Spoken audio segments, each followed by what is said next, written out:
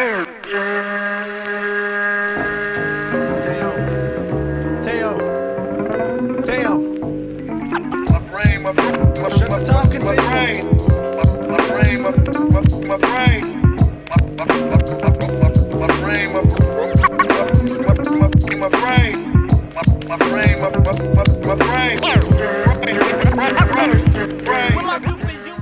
up, bitches? It's the misanthropic one, aka He Who Hungers, and I'm back up in this bitch for another rant. I want to talk about Puff Daddy today, or some of you know him as Diddy. I was on Hip Hop DX. You know, I always cruise through the articles or browse through the articles, and I saw they made a article about this post that Diddy, I like to call him Puff Daddy because I grew up with him as that name, posted on his Instagram. And let's read it, okay? It's up here. This is his post. It says, "Our culture is a global resource. Let's not play ourselves and wake up one day and not own our culture. Tighten up on your contracts, tighten up on your deals, demand ownership, demand equity, protect your culture. It's for everyone to enjoy, but for us to own." Wow, doesn't that sound nice? Let me say this. I agree with him, but my problem is this nigga is way too late, decades late, to say something like this. And I'm going to explain to you why. Okay, and well, let's look at the video that he attached to this, because this all goes hand in hand, all right? So I'm going to play a little bit of this.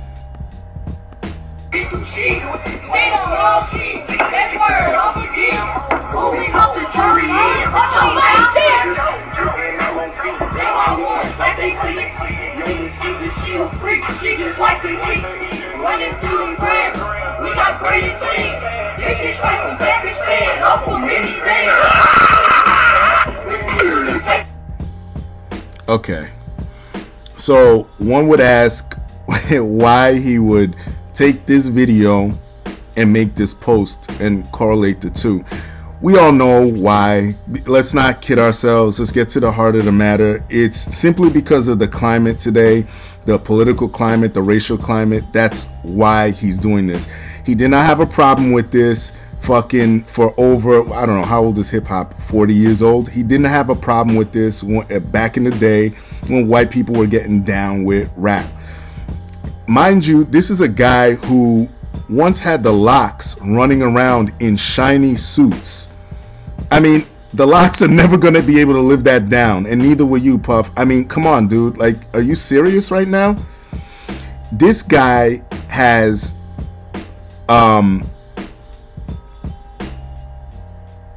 created artists that needed crossover appeal. That was his thing, especially when he came to prominence with B.I.G.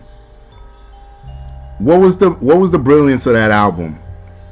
Of Ready to Die, I'm talking about specifically, but also Life After Death. I mean, you could count that too, because B.I.G. had hardcore street savviness, but also with commercial appeal. That Puffy wanted those certain songs on the radio. Like, he didn't want everything to be hardcore. Yeah, you got to put this. Let's put this on the radio.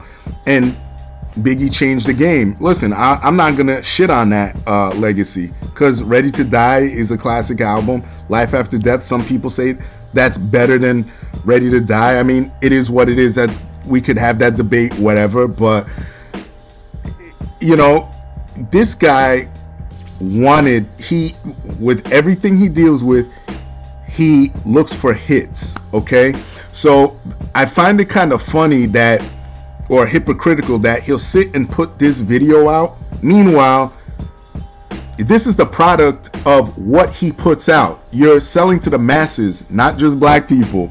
So I mean, come on, no one's gonna call him on this. I mean, this is why I cannot stand majority of people nowadays. I mean, no one's gonna call nobody on shit because it sounds good or some celebrity is saying it. They don't want to question it. No, listen, you got to question these motherfuckers. They're humans. Okay, so let's go into some of this. Our culture is a global resource. Let's not play ourselves and wake up one day and not own our culture. I agree. I've been saying that on this channel for a long time. I said this on O'Shea's last live stream that I did with him. Black people do not own their culture.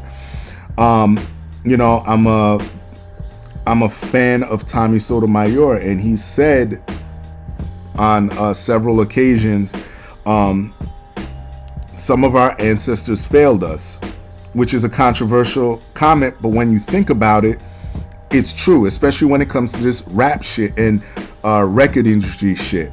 Because what happened? Let me give you a lyric from my GOAT rapper, KRS-One, from Return to Boom Bap. The song is called Outta Here. It was a fucked up contract, but we signed it. Then we dropped a hip hop album, Criminal Minded. What is he telling you? That, well, I saw the money, or at the time, him and Scott LaRock, we saw the money, looked good to us, we didn't give a fuck. Let's sign it, put this shit out. And it kills me because, you know, a lot of you niggas revere Malcolm X. What did Malcolm X tell you about you creating a movement and other people funding your movement? It means you don't control what you create. They have the say in what they create. This is why I tell you about Black Lives Matter, why I do not support them. I don't support what they do because of that shit. Because somebody else is funding them, and guess what? Show up here, do this. It's no longer your movement. And this is what happens. You see this when rappers, they'll be, you know, street or whatever, they'll get a little buzz on their own, and a record label will come, run by, I don't know, whites, Jews, whatever you want to say. Guess what? They have an interest in you. They're investing in you, and they want to be able to make profit off of you. So guess what? They don't want you to make your regular raps. They're gonna say, hey, listen, we want this radio hit. We want you to make songs for bitches. We want you to rap about shit that isn't you, essentially. So that's what these record labels do. Okay, they create the whole, you know, culture of rented out fucking vehicles. This is what us as black people fall in love with. Oh, the nigga that got a Bugatti that was just broke yesterday, he got a Bugatti and he got fucking 1,000 chains around his neck, all these bracelets, all these bitches in the videos. Oh, you gravitate towards that. But the nigga on the corner that's been rapping essentially to live, nah, we don't want to deal with that. That nigga's broke. This is what this creates. And you're talking about, I find it funny because this dude's talking about culture. I mean, wouldn't you want the rapper who's rapping what he is, what he sees? That's a real artist. Why would you want to manipulate that? But that's what goes with signing with a major label, you know. And this guy's guilty of this shit. This is why I laugh. It's like this guy's so guilty. There's not one. There's not. Let me move on. Tighten up your contracts. Tighten up on your deals. Really, dude? All I gotta say is the locks. That's it. Demand ownership, demand equity, protect your culture. It's for everyone to enjoy, but for us to own. Dude, look, I agree with that. Like I said, you're just way too late saying this shit. And you know, this guy, there's not been one consistent act outside of Biggie that he stayed with for more than one album. There hasn't been. What does that tell you? Dude, if he really believed all this shit, he would be sitting there with all these dudes. And mind you, again, he loves doing hits. He loves that radio shit because it brings him money. Let me tell you something. What was the name of these chicks? Vanity Kane.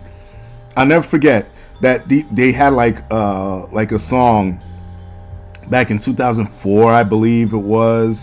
They were on TRL, I think. They had like one hit and they're forgotten about, whatever. But he likes that. He wants that hit. He wants something else to bank off of. Because, I mean, you know, Biggie's gone and, you know, he's doing his other shit. Like he has, I think, Revolt TV, which big up to him. You know, I will never shit on a black man doing business. But, I mean, what else do you have? Making the band, this and that. Dude, no. You should have been saying this. This would have made sense if you were saying this around when Ready to Die came out, or when at least Life After Death, because I could understand Ready to Die, you were coming up with Biggie, but when Life After Death came out and you said this shit, I would have been right there with you. But you're only saying this now because of the climate that we're in, and you know, it sounds good. And I agree with it, but I've been saying this for a long time. Black people need to own their culture. Black people need to sit and say, hey, you know what? We're controlling shit from now on. And this is just some advice to my people, to my black subscribers. If you're aspiring to do anything, not just rap or play basketball, because that's just stereotypical shit. I mean, if you're doing it anyway, this advice applies to you. You do it based on your fucking integrity and let the money roll in from there. But you never change who the fuck you fucking are. That's why there's a bunch of rappers that are independent. I remember back in the day when I used to listen to certain rappers and people would laugh and say, oh, well, that nigga don't have this and that. That nigga's not rich. That nigga don't have it. Well, dude, they still have their soul at the end of the day and their culture. You know what I mean? They're holding on to it. So you got to ask yourself what's more priceless to you, I guess. But yeah, Diddy, I'm gonna call bullshit on this. It sounds nice, but nah, it's way too late for you to be saying this, and I know exactly why you're gonna be saying it. Again, none of you niggas are gonna call it out because it's Puff Daddy. He's a celebrity. He knows what's good for all of you. I know that's the mentality. None of y'all want to question it. And that's it. Quick video. Everybody else. Oh, wait. One more thing too. This guy, like I said, he produces, you know, this type of mainstream music. Let me just say this. I may have said it before, maybe redundant, but this is what you create when you market your shit to the masses.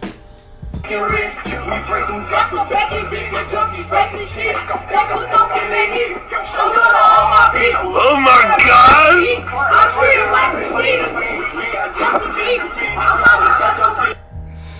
All right, so just want to leave you with that little thing, let that marinate in your head. So again, that's kind of, you know, a product of, you know, when you market your shit out there, people are naturally going to emulate it. So, you know, it's a little bit too late now to be saying this shit. That's my point. Everybody else, please thumbs up my shit, like my shit, share my shit. Everybody else, y'all know the deal. Leave your love, leave your hate. Most of all, subscribe. All right? Peace, bitches.